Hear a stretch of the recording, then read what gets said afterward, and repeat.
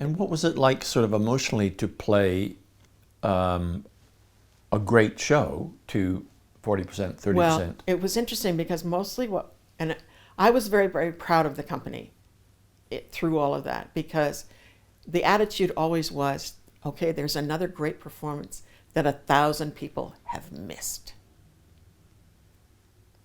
How big was the Grand? How many seats did it hold? 1,200 or something like maybe, that? yeah. Something like that. But it's just one of the, it's a shame, a terrible shame. Because the shows they really were extraordinary. They were really good. Maybe people don't understand. Maybe you can describe what it's like to play to an empty theater.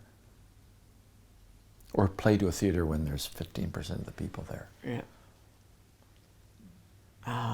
Yeah, it's hard. I don't know.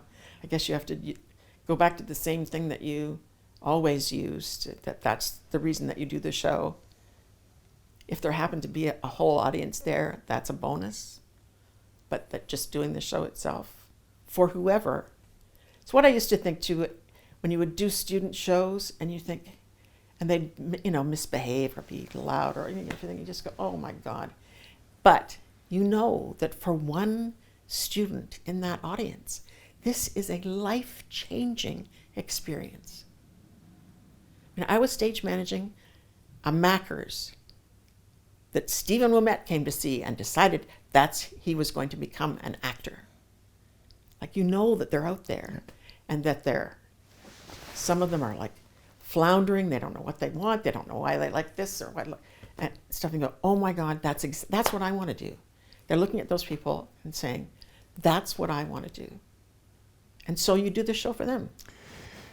It sounds like you're one of the theater practitioners who actually fell in love with the medium, that you've had a love affair. Oh, I adored my job. I really did. And I felt so fortunate when you think of the number of people who worked during the week only for the weekend. I never said, thank God it's Friday, ever. I loved what I did.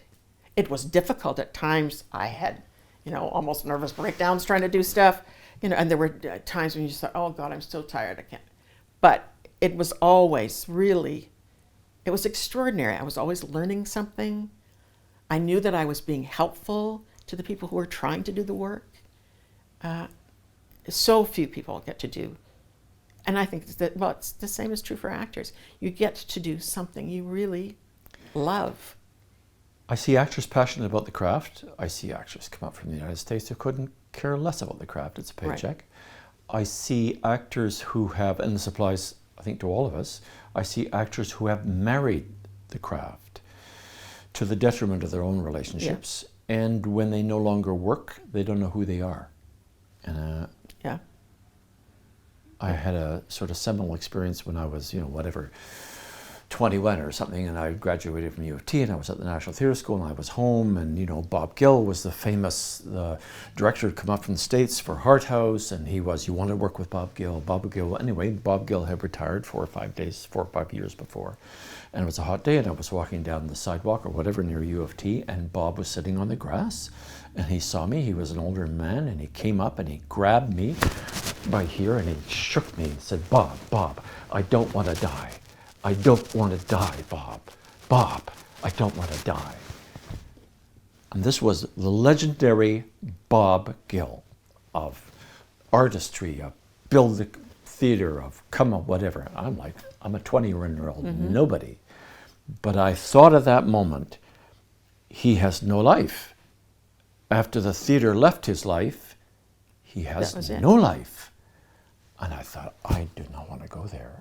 If that's what my profession holds, if you dance with the art in a way like that, and you end up that desperate and that lonely, I thought, who are we that we don't take care of our own? That now we have PAL, we have all this kind of stuff.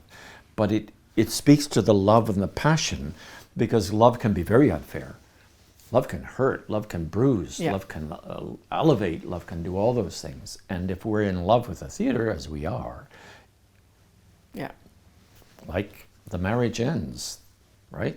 They walked out. Yeah. They fell in love with someone else.